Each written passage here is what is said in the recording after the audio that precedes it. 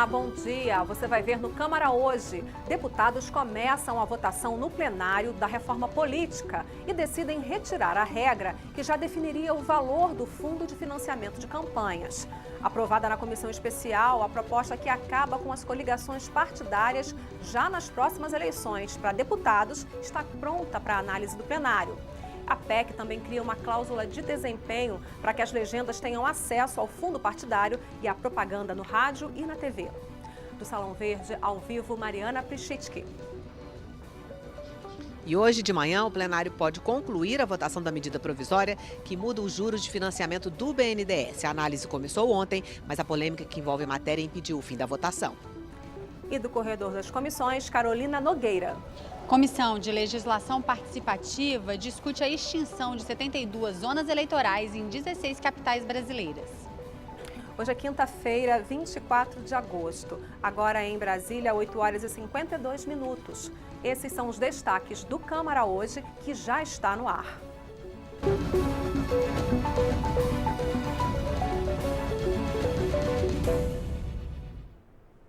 O plenário começou a analisar a reforma política, mas só foi até o ponto de excluir 2 itens: a definição de um mandato para ocupantes de tribunais superiores e de um índice para a composição do fundo de campanha eleitoral.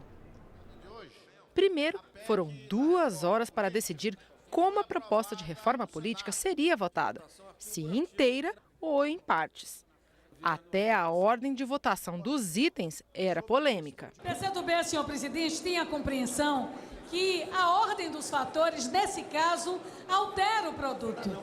Nós entendemos que a discussão do fundo é uma discussão preliminar. Nós votaremos primeiro, e há um requerimento de inversão, de preferência, a retirada do texto do 0,5% da receita corrente líquida que dá embasamento financeiro para o fundo. Esse é fato, acordo geral que foi feito aqui. Na segunda votação é que se encontra a divergência. O deputado Arthur Lira propõe votar em primeiro lugar o sistema eleitoral, o distritão e o distrital misto, certo? E nós propomos votar em segundo lugar as questões relativas ao financiamento eleitoral. Começar pelo distritão tem a ver com condicionante para o voto seguinte: se não passa o distritão, uma parte do plenário vai votar contra o fundo. Então é um jogo que eu não diria de chantagens, mas de pesos e contrapesos não explicitados. Nós entendemos que o que está sendo proposto não terá voto suficiente, os 308 votos, para ser aprovado. Por isso, nós não concordamos com esse requerimento que fatia, que parcela o que está sendo apresentado. Esta PEC vai acabar lá no Supremo e eles vão resolver todas essas questões lá. Mais uma vez, o Supremo vai decidir por este Congresso. Depois de os deputados decidirem votar a proposta em partes, foi a hora de decidir sobre a criação de mandatos de até 10 anos para membros dos tribunais de justiça e de contas. Isso deveria ou não fazer parte da reforma política? Não é possível um ministro ser indicado com 45 anos e ficar durante longos 35 anos ocupando a cúpula das mais altas cortes desse país. O ideal seria que retirássemos do texto esse trecho, se transformasse em proposição autônoma, que é isso que estamos solicitando de acordo com o regimento, e essa proposição autônoma seria tratada na arena adequada dessa casa, que é a comissão especial. O assunto acabou sendo retirado e agora é uma outra proposta independente. Outro trecho retirado foi a reserva de 0,5% do orçamento federal para financiar campanhas em anos eleitorais. Todos os partidos concordaram com essa retirada. De fato, é um escárnio.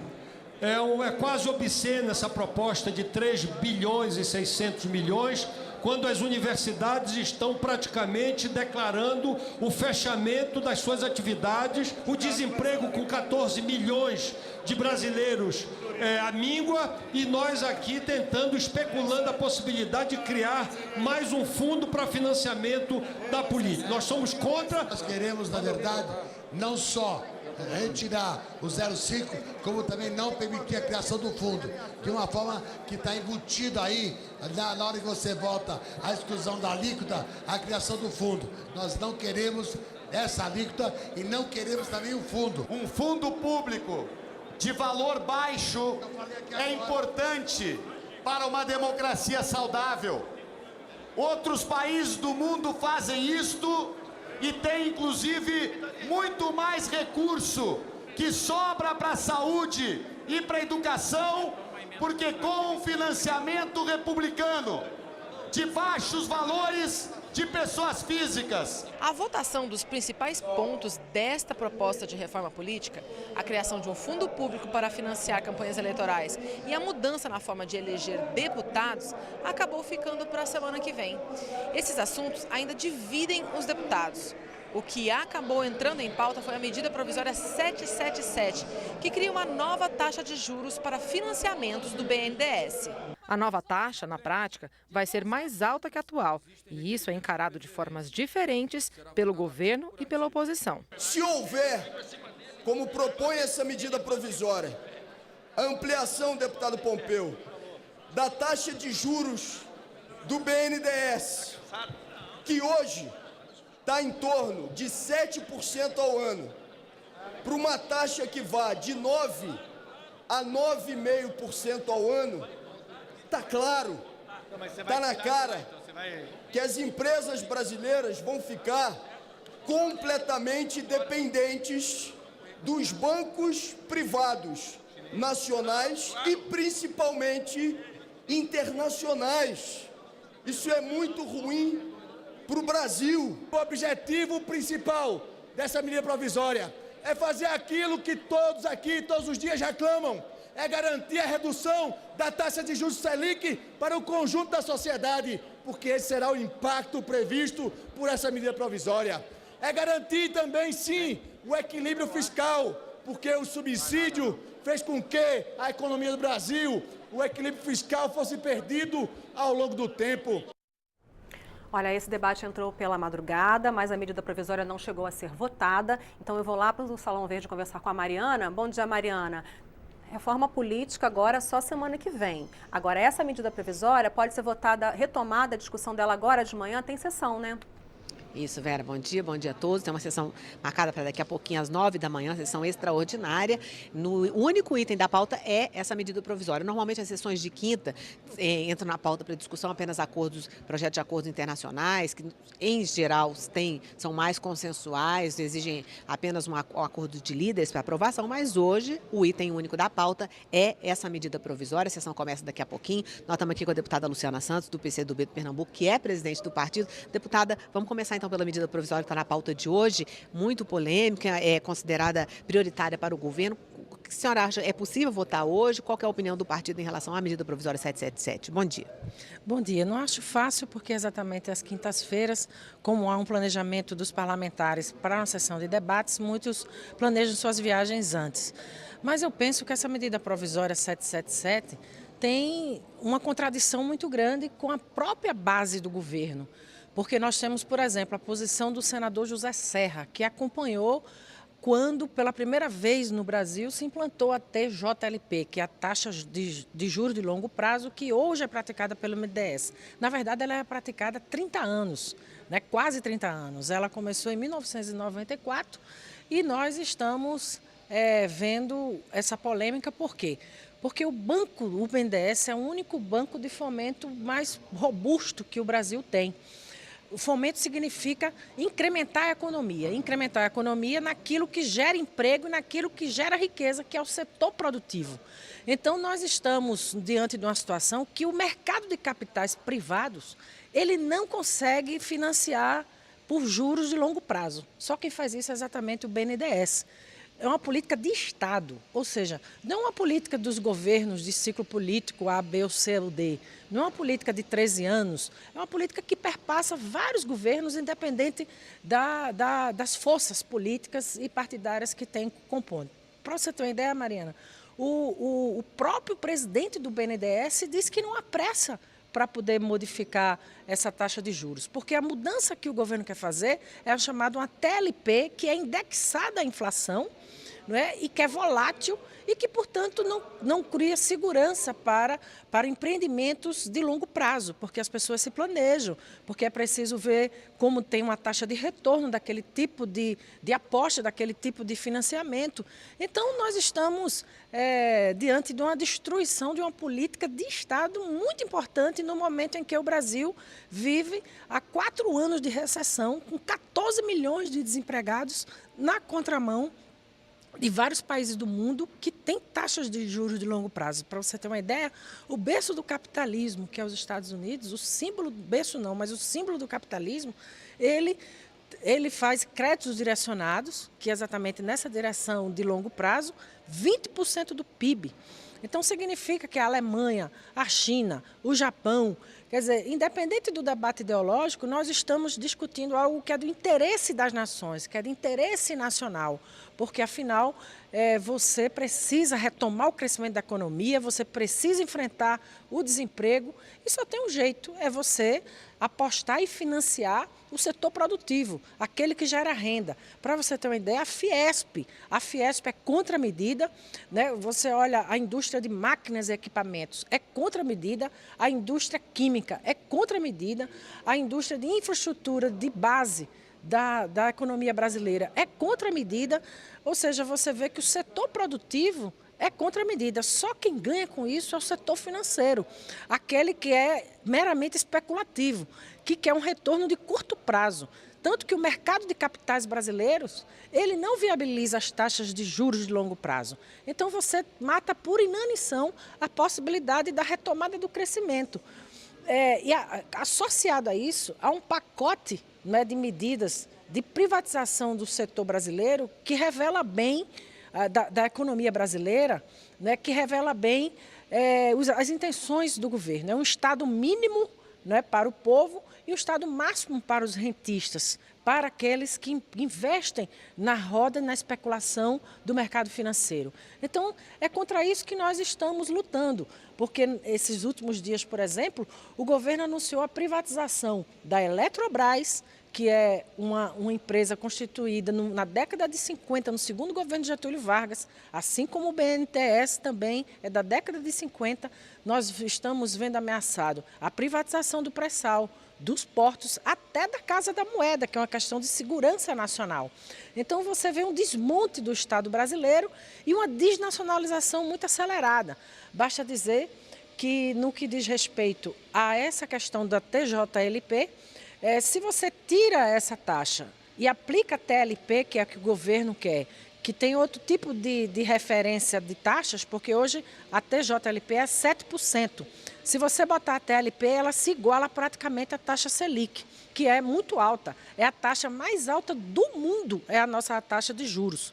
Então, nós vamos simplesmente levar o setor produtivo brasileiro a ir buscar fundos externos, a ir buscar financiamento de fundos fora do Brasil, o que significa você fazer com que o passivo das empresas ela se dolarize. Você vai desnacionalizar a economia brasileira, portanto, um retrocesso de décadas no nosso país, que é inaceitável. Bom, deputada, a gente pode conversar muito sobre isso, mas ainda tem reforma política para a semana que vem. Queria, na medida do possível, rapidamente, que a senhora desse um panorama, qual que é a previsão de votação. O fundo parece que, tirando o valor, ficou mais apaziguado, fundo eleitoral, e o sistema eleitoral, como é que deve ser a votação semana que vem? Então, esse também é outro impasse, né? A gente, historicamente, essa casa só tem conseguido fazer reformas políticas mitigadas, ou seja, parceladas. A gente nunca consegue fazer uma reforma política completa, que significa mudar o sistema eleitoral, mudar o financiamento, né? E garantir alguns mecanismos para melhorar a democracia brasileira. O que nós estamos vendo e o que está em curso é uma reforma política que, no nosso ponto de vista, ela não é ela não enfrenta os principais problemas da representação política do nosso país. É em contexto que nós vivemos uma crise de representatividade. O parlamento brasileiro, infelizmente, ele não reflete a diversidade da sociedade brasileira, começando pelas mulheres. Nós só somos 10% do parlamento brasileiro, no entanto, somos 50% da população e somos 40% da população economicamente ativa. Mas nós só temos 10% no parlamento. Se a gente olhar a representação de trabalhadores, então ainda é mais desigual, porque nós temos no Brasil 2/3 do nosso parlamento praticamente não é composto por trabalhadores. Quando você considera os profissionais autônomos, aí você chega um pouco mais de 1/3 da representação de trabalhadores.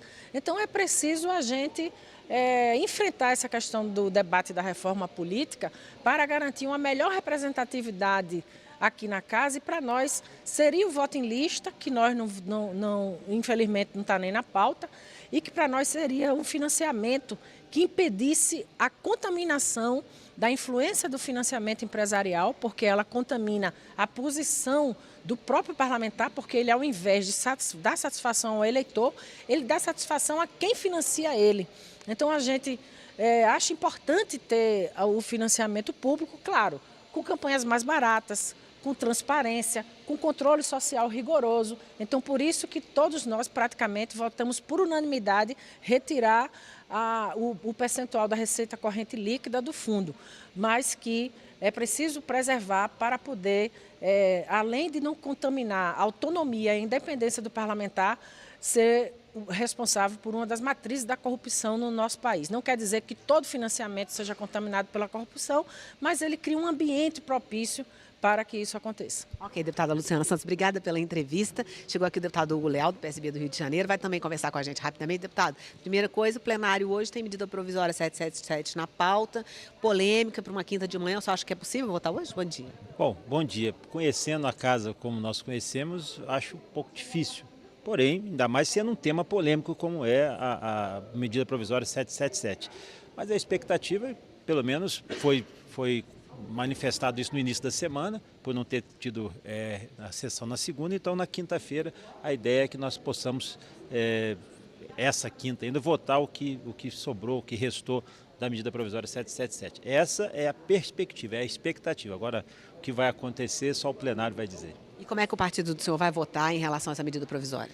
Na realidade, eu tenho um posicionamento contrário à medida provisória. Eu acho, na minha avaliação, eu acho que ela não contempla o que é a responsabilidade do BNDES. O BNDES é Banco Nacional de Desenvolvimento Econômico e Social. Então é melhor tirar o S. Tem uma lógica. Também não sou daqueles que favoráveis a manter esse subsídio da forma que está. Eu acho que há necessidade de ajuste desses contratos. Porém, se você não der a subvenção, nós vamos enfrentar uma dificuldade enorme para contratos, especialmente na área de agricultura. E outros que o próprio BNDES também contempla. Ok, deputado. E um outro assunto, reforma política, foi votado um pouco ontem, mas ficou o grosso para a semana que vem. Tiraram o valor do fundo de 0,5%, que era uma das grandes polêmicas, um fundo que chegaria a 3,5 bilhões de reais. Você acha que assim é possível aprovar o fundo eleitoral? E qual a sua opinião sobre o sistema político? Olha, esse é um tema que eu estou aqui no meu terceiro mandato e todo início de mandato, às vezes num momento como esse, é feita essa discussão e acaba não chegando a um conjunto de essência que faça mudança. Essa questão do fundo eleitoral é totalmente inoportuna. Eu acho que já foi demonstrado isso, já foi verificado. Nós já temos um fundo partidário, é a demonstração desse fundo, a avaliação dele e a perspectiva de criação de outros mecanismos. É isso que tem que funcionar, já está na lei. E uma outra questão, essa questão do distritão é um ajeitamento, é uma tentativa de você fazer a modificação sem mudar. Não acho que isso vai ter a percepção da população que é positivo. Eu defendo uma reforma política que passe efetivamente, podendo até ser o ano que vem, depois das eleições ou antes das eleições, que seja por um plebiscito, mesmo que seja sendo apenas para essa justificativa. Porque quando a gente volta para a população não sabe. Se nós aqui temos dificuldade de entender o conhecido distritão, voto distrital misto, proporcional, majoritário, algumas pessoas têm dificuldade, você imagina a população. Mas nós temos que fazer esse esclarecimento, as pessoas têm que entender dessa lógica. Quando essa decisão fica restrita ao ambiente parlamentar, acontece o que nós estamos vendo, de última hora, de afogadilho, ou seja, o que poderia dar certo, a gente com certeza não vai dar certo. Então eu não acredito nem nessa demonstração do semidistritão que for, não acredito em nada. Nós temos que fazer esse enfrentamento, vai ser mantido o sistema proporcional e vai ser o financiamento por pessoa física. É isso que vai acontecer e os partidos vão ter que se administrar dessa forma. Isso vai ser impossível, vamos avaliar. Na eleição de municipal não foi, claro que é uma eleição menor, mas nós temos que entender que tipo de eleição, que tipo de escolha a população tem que fazer. Menos recurso, eu acho que mais um pouco de ação, mais discurso, mais proximidade com o eleitor. É uma experiência, eu estou apostando nisso. Bom, deputada, a reforma política vai para o plenário, vai ser retomada no plenário na semana que vem. Hoje, na Comissão Mista de Orçamento, tem uma audiência pública que o senhor pediu, vai discutir a longo prazo a situação brasileira. O que o senhor espera dessa audiência hoje? Na realidade, esse sim é um tema que me interessa bastante, mesmo que nós estejamos falando em 2035. As pessoas falam assim, o deputado Hugo enlouqueceu porque nós não sabemos o que vai acontecer amanhã. Por exatamente isso. Por falta de planejamento do país é que nós chegamos a uma circunstância como essa. Por falta de perspectiva. Esse documento que vai ser discutido na CMO hoje, ele é um documento pautado, foram trabalhados por 800 especialistas, atuaram em vários segmentos, vários cenários, com o IPEA, a direção foi do IPEA, do Instituto de Planejamento e Economia Aplicada, com a SECOR, que é a Associação Nacional dos Consultores de Orçamento e Planejamento, com a Embrapa, com a Fiocruz, ou seja, o que cenário nós vamos enfrentar no futuro, que país nós estamos preparando, porque a Comissão Mista de Orçamento passa a ter uma tendência de discutir somente aquele ambiente restrito desse ano e do ano que vem. Nós temos que romper essa barreira, nós temos que começar a discutir o Brasil daqui a 10, daqui a 15, daqui a 20 anos, com fundamento, com elementos. Por isso que nós estamos sempre improvisando as nossas decisões, por isso que a reforma política está como está, é uma improvisação.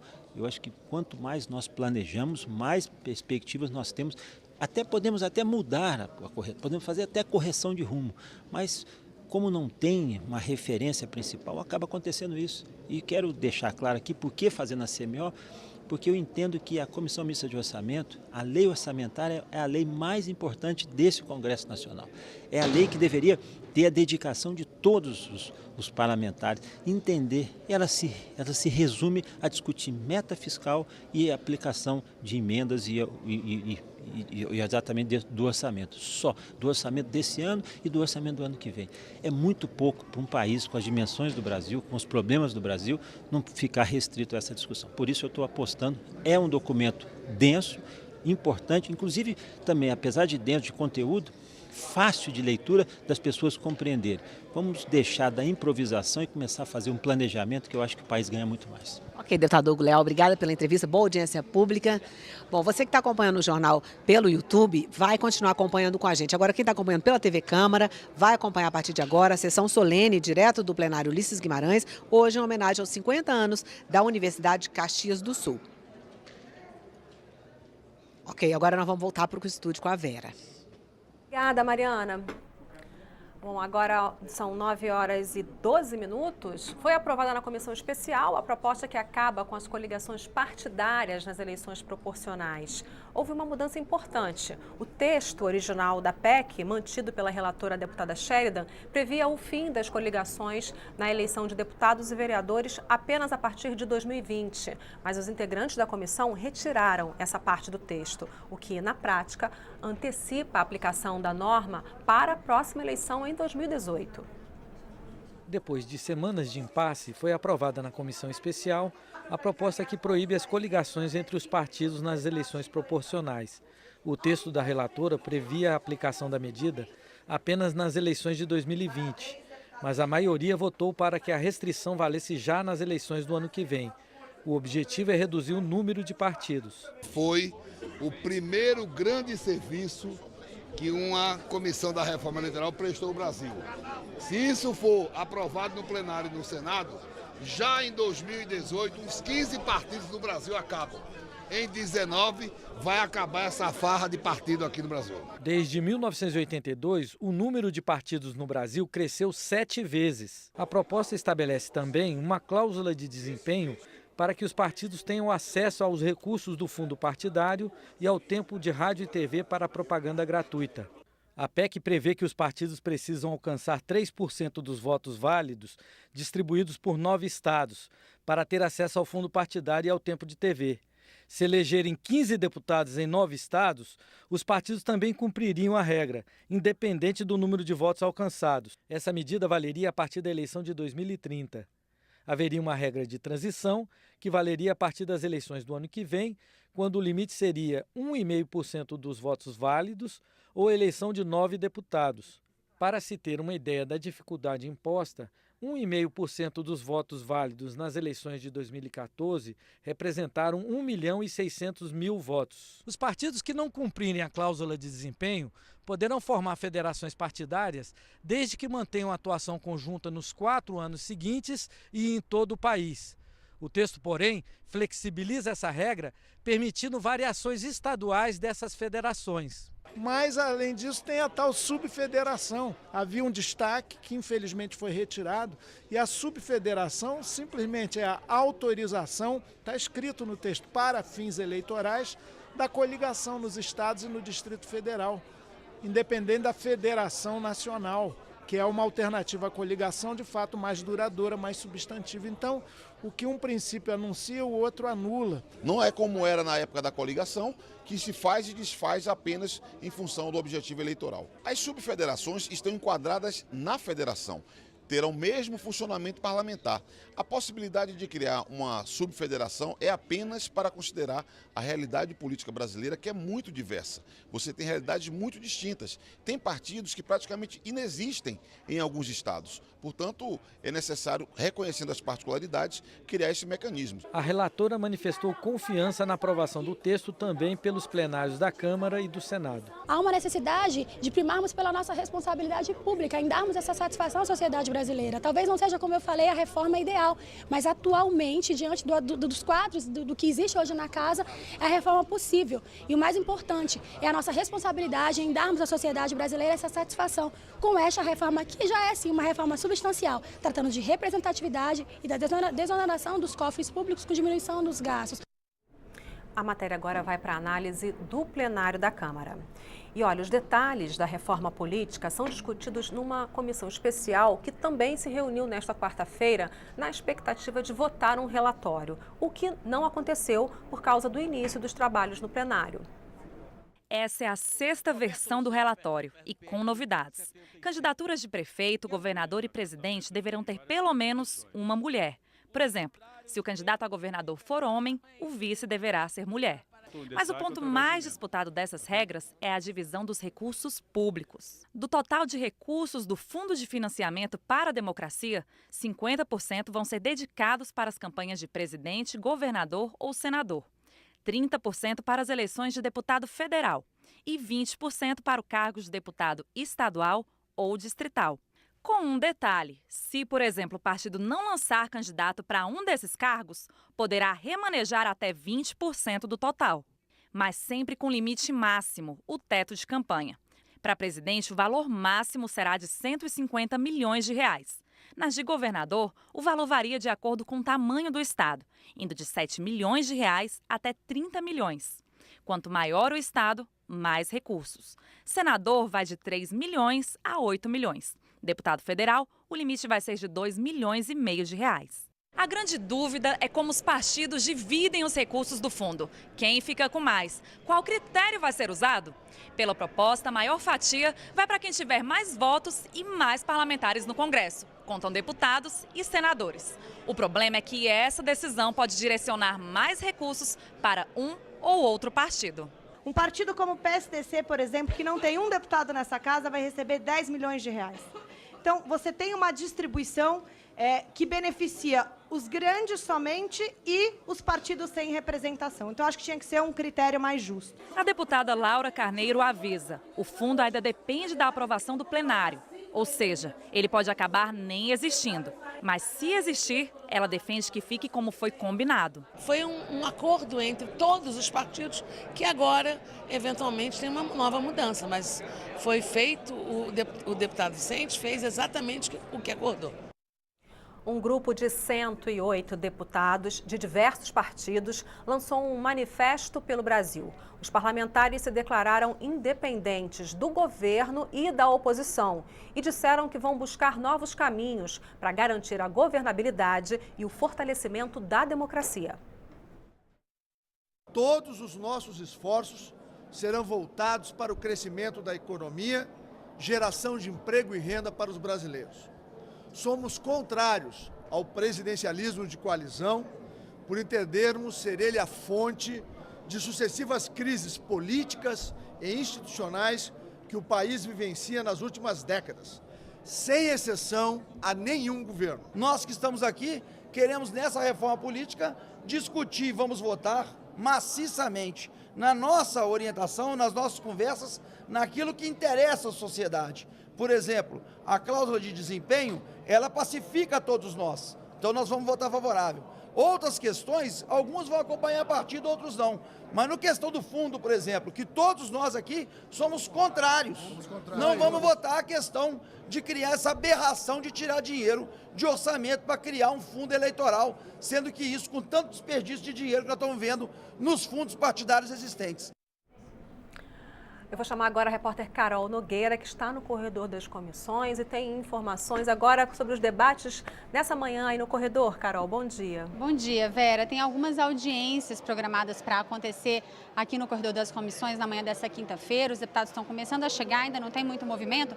Quem a gente encontrou por aqui, vai conversar um pouquinho com a gente, foi o deputado Vitor Lipe. Ele está indo para uma reunião do Centro de Estudos e Debates Estratégicos que a Câmara tem, que discute mais profundamente políticas, não um projeto de lei especificamente, mas a mudança e apontar políticas públicas para o futuro. O assunto hoje é a atuação das universidades como centros de desenvolvimento regional no país. Deputado, bom dia, obrigada por estar aqui com a gente. O que é exatamente que vai ser discutido? Qual que é a perspectiva, né? A partir dessas discussões, desses estudos, se propõem projetos de lei? Qual que é a perspectiva desse debate?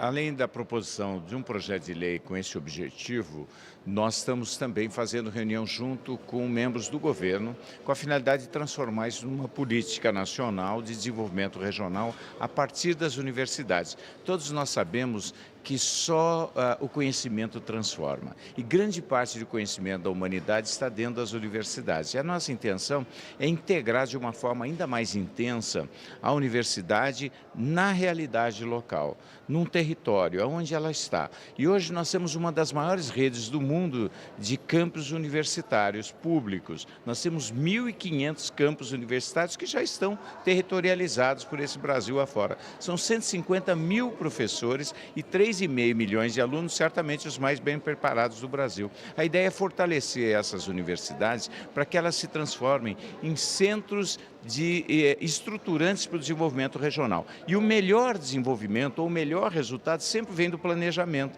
A ideia é criar esse conceito de que cada espaço universitário desse se transforme num centro de projetos, num centro de planejamento para ajudar a economia, para fazer a economia sustentável, o desenvolvimento sustentável.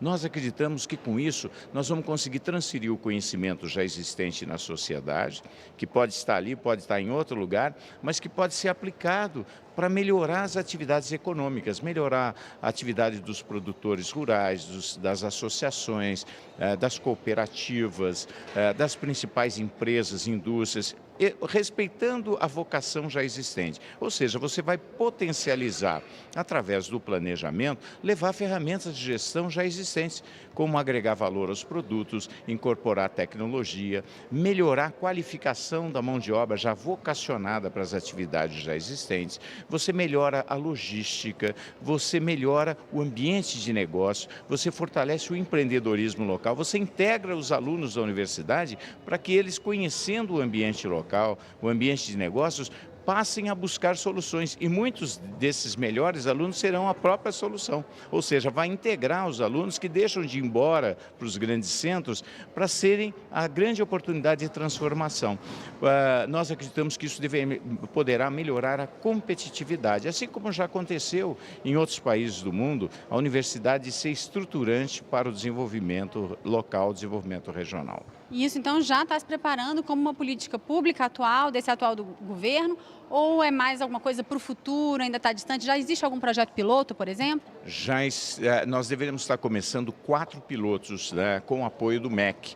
O MEC contratou o Centro de Gestão e Estudos Estratégicos, que é uma instituição especializada em projetos estratégicos, então nós estamos trabalhando junto, já realizamos dezenas de encontros, reuniões, debates, e não tem ninguém que seja contra isso. Agora, nós precisamos desenvolver uma metodologia de como fazer esse processo democrático, participativo, envolvendo as pessoas, e muitas vezes a solução ali você vai buscar em rede, ou na Embrapa, ou numa universidade em outro estado, ou em outro país. Então é você efetivamente estudar todas as potencialidades e oportunidades para aquele que está produzindo. Ele não está dentro da universidade, mas ele vai poder se beneficiar com o conhecimento da humanidade e da sociedade para melhorar a sua atividade. Com isso, a gente espera um fortalecimento das economias, uma melhora do aumento dos empregos, o aumento da geração de riqueza e, obviamente, o aumento da arrecadação de impostos. Isso fortalece a economia local, porque a economia é estruturante para melhorar a vida das pessoas. Deputado Vitor Ripe, obrigada pela participação com a gente. Boa reunião para o senhor. Eu que agradeço. A gente volta com você, Vera.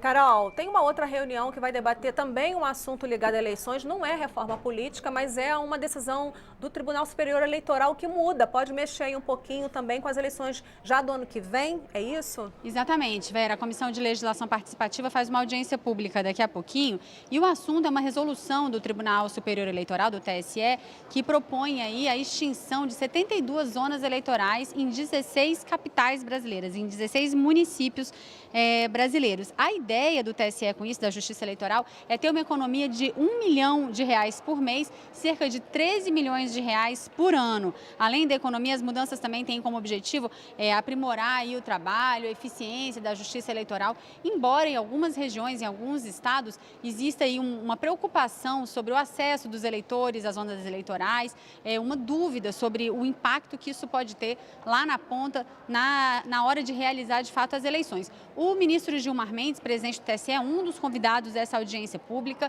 Se de fato ele estiver presente, as outras autoridades sobre esse assunto, sobre o assunto eleitoral, é bem possível que a reforma política acabe entrando aí na discussão também, com toda essa questão de uma possível mudança de sistema político, a adoção de distritos e tal. Então é uma audiência pública importante para a gente ficar de olho, Vera.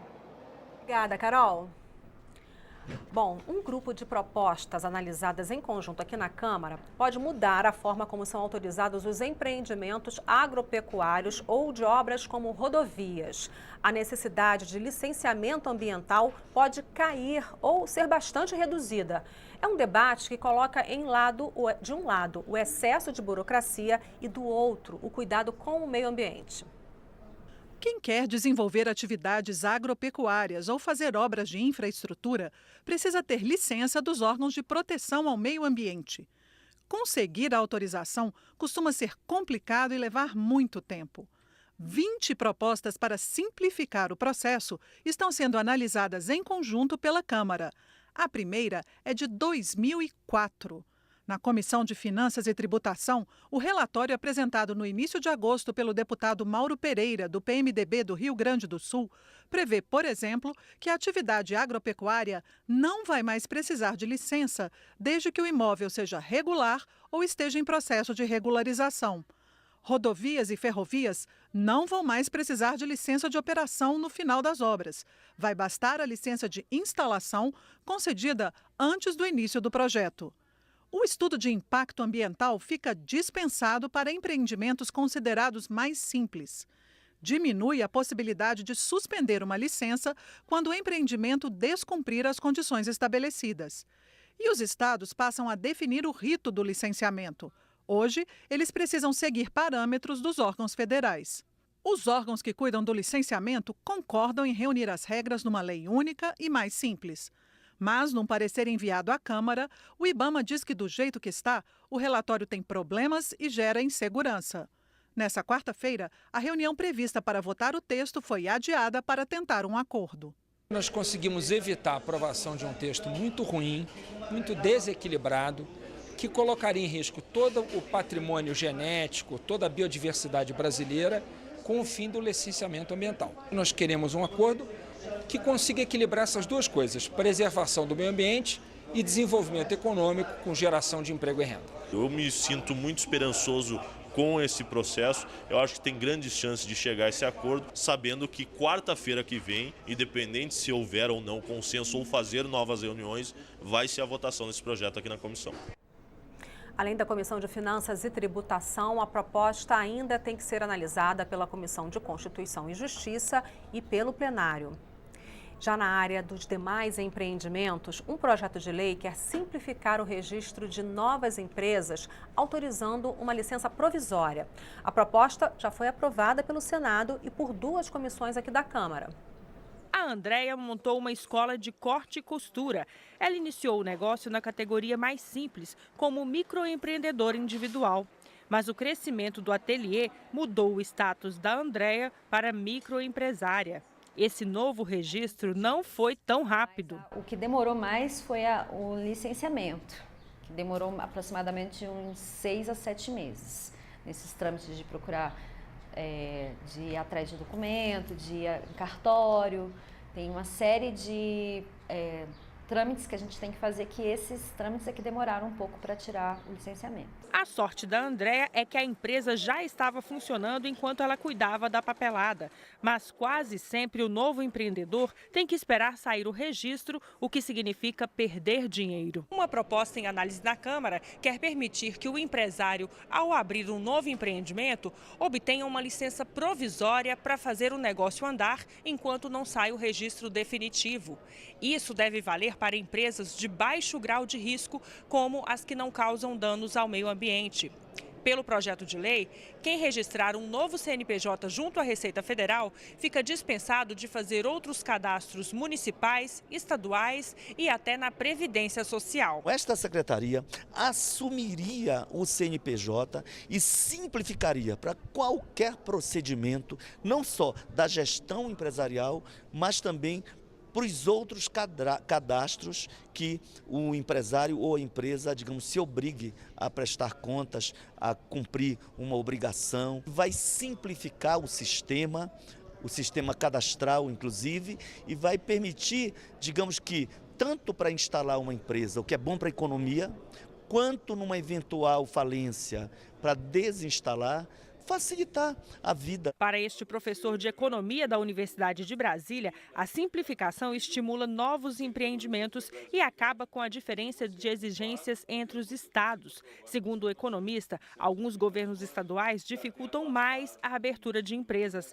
Ele diz que, em geral, a autorização para o funcionamento de novos empreendimentos no Brasil demora muito. É uma mudança extraordinária. Porque hoje você está mais ou menos jogando dentro da mesma cesta empreendimentos de altíssimo risco com empreendimento de baixo risco do ponto de vista da sociedade, do meio ambiente, de uma série de preocupações que a sociedade brasileira tem.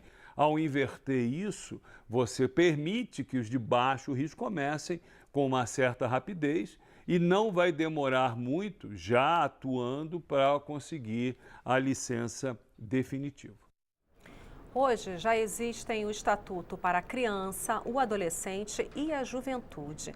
Agora pode surgir mais um conjunto de dispositivos legais para amparar os direitos de um segmento da sociedade, o Estatuto da Pessoa com Obesidade. A proposta já passou pela Comissão de Desenvolvimento Urbano. 1/5 da população brasileira é obesa, segundo dados do Ministério da Saúde. Além dos problemas de saúde, quem sofre com excesso de peso também enfrenta preconceitos. Flávio já viveu essa experiência e acabou se tornando endocrinologista. Se sente o olhar discriminatório das pessoas na rua, e principalmente do ponto de vista social também, né? De pessoas terem vergonha, de não estarem com você, de você não conseguir o que você quer. Então as pessoas com obesidade, elas tendem a ganhar menos, a serem menos contratadas, a realizarem menos networking, tá? e terem menos sucesso na vida profissional. Um projeto de lei aprovado na Comissão de Desenvolvimento Urbano da Câmara cria o Estatuto da Pessoa com Obesidade. O texto prevê acesso integral ao SUS, por exemplo, com o fornecimento gratuito de medicamentos, especialmente os de uso continuado, e programas de reeducação alimentar. A proposta também proíbe a discriminação do obeso nos planos de saúde, com a cobrança de valores diferenciados em razão do peso. Você cria garantias e direitos para o obeso e para o Estado em todas as áreas, seja na saúde, seja no transporte, seja na habitação. A habitação, por exemplo, não faz sentido que um obeso mórbido, num plano de Minha Casa Minha Vida, more no 5º andar. Ele tem que morar no 1º andar. E assim são detalhes que à primeira vista parecem irrisórios, mas que são muito importantes na vida de uma pessoa que tem uma doença, que é a obesidade. Para esta endocrinologista, as ações são importantes para garantir qualidade de vida, mas algumas garantias deveriam ser direcionadas apenas aos pacientes com um grau mais avançado de obesidade. O paciente ele pode obter benefícios secundários com sua condição e acabar por perpetuar a sua condição, que é justamente o que a gente quer combater, né? Que diminua a obesidade para que diminua as doenças associadas com a obesidade. O projeto ainda vai ser analisado pelas comissões de Seguridade Social e Família e de Constituição e Justiça. Agora eu vou chamar de novo a repórter Mariana Pichitke do Salão Verde. Mariana. Isso, Vera. Vamos continuar falando sobre a medida provisória 777, que muda a taxa de juros do financiamento do BNDES, porque está aqui com a gente agora o deputado Betinho Gomes, do PSDB de Pernambuco, que é o relator dessa medida provisória, é o único item da pauta de hoje de manhã na sessão extraordinária. O deputado ficou até tarde ontem, 2 da manhã, a sessão foi tentando votar esse assunto, uma medida polêmica. O senhor acha que hoje é possível votar, deputado? O esforço é nesse sentido, de que a gente possa garantir a votação hoje para aprovar essa matéria que é relevante para o país. É uma matéria que vai garantir especialmente o esforço daquilo que todos nós queremos, que é a redução estrutural da taxa de juros Selic. Isso vai ser bom para todo o Brasil. Agora, deputado, tem muita gente contra, Fiesp, indústrias, né? Como é que pode ser? Você acha que isso pode repercutir no plenário, na votação? Bom, acho que não, porque primeiro o plenário compreendeu a importância da medida. Depois também entende que não é possível você oferecer juros baratos a um grupo muito pequeno de brasileiros, que são os grandes empresários que se beneficiam dessa taxa. Nós vamos garantir uma taxa estrutural menor para toda a população e o plenário já começou a responder durante a votação do dia anterior. Agora nós vamos concluir a votação e certamente sairemos vitoriosos. Se não votar hoje, fica para terça-feira? Sim, se não votar hoje, fica para terça. Há tempo, temos tranquilidade de que o tempo será o necessário para votar a matéria e vamos aprová-la. Ok, deputado Betinho Gomes, boa sorte no seu trabalho lá no plenário. Bom, aí no plenário, antes dessa sessão extraordinária, tem agora, está acontecendo nesse momento, uma sessão solene em homenagem aos 50 anos da Universidade de Caxias do Sul. Vera. Obrigada, Mariana. Já dando os últimos destaques do Salão Verde, eu quero saber agora as últimas informações, o que destaca para esta manhã a Carol Nogueira lá nas comissões. Carol. A gente já falou de algumas audiências públicas que acontecem na manhã de hoje, né, Vera? Em primeiro lugar, uma audiência pública na Comissão Mista de Orçamento, que vai discutir aí as perspectivas econômicas e para o desenvolvimento do Brasil até 2035. Uma audiência pública, como o deputado Guleal falou no início do jornal, que tem esse caráter mais aí de planejamento e de programação mesmo. A gente já falou também da Comissão de Legislação Participativa, que vai discutir normas do TSE que pretendem extinguir aí 72 zonas eleitorais em todo o país, em 16 capitais. A Comissão de Cultura faz uma audiência pública para debater o papel estratégico da Fundação Nacional das Artes, a Funarte, no fomento das artes e na criação do instrumento de apoio para que esse fundo consiga se gerir com mais eficiência. Tem uma audiência pública conjunta de 3 comissões, da Comissão de Agricultura, de Finanças e Tributação e de Desenvolvimento Econômico. Eles vão discutir a política cafeeira no Brasil, como opções para o setor, para melhorar aí o desempenho do setor. A Comissão de Seguridade Social e Família discute a implementação de práticas alternativas no cuidado aí das crianças e dos adolescentes no Brasil, entre elas e principalmente a prática da meditação. Vera. Obrigada, Carol. Bom dia para você. Bom dia. E nesta edição do Câmara hoje, você viu, o plenário retirou da reforma política a regra sobre mandatos para tribunais superiores e percentual fixo para o fundo de campanha. Comissão especial decidiu pelo fim das coligações partidárias já nas eleições do próximo ano. Um conjunto de propostas analisadas na Câmara pode reduzir a exigência de licenciamento ambiental em obras de rodovias e empreendimentos imobiliários. E já passou pela Comissão de Desenvolvimento Urbano, proposta que cria o Estatuto da Pessoa com Obesidade. Esta edição do Câmara Hoje chega ao fim. A gente volta a qualquer momento durante a nossa programação com mais informações para você. Hoje é quinta-feira, dia 24 de agosto. Muito obrigada pela sua companhia. Bom dia.